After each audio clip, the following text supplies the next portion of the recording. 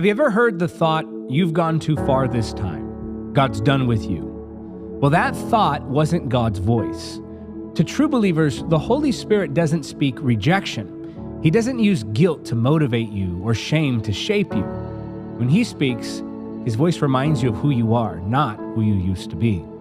In the book of Romans, we read, "You have not received a spirit that makes you fearful slaves. Instead, you received God's Spirit when He adopted you as His own children. Now we call Him Abba Father. For His Spirit joins with our spirit to affirm that we are God's children." Now that means that every time the enemy says, "You're done," the Holy Spirit says, "You're mine."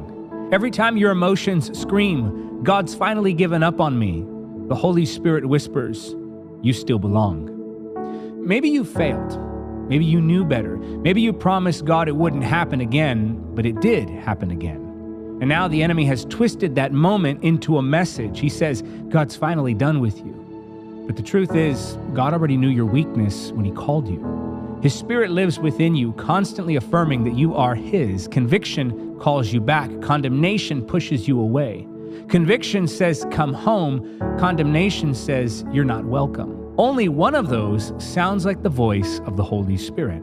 The Holy Spirit's voice is never the sound of finality. It's the sound of invitation. Even when He corrects, He does so from love. He pulls you closer. He doesn't push you further. He speaks to your spirit, not to your shame. So the next time that you hear that accusing voice, the one that you think sounds like God but leaves you hopeless, take a moment and pause and remember this. The Holy Spirit never calls you a failure. He calls you His child. When you recognize that difference, the noise of self-condemnation fades and you begin to hear the Holy Spirit clearly, gently, confidently. The Holy Spirit's voice doesn't remind you of who you were. It reminds you of who you are. For more information on the Holy Spirit, go to encounterthespirit.com.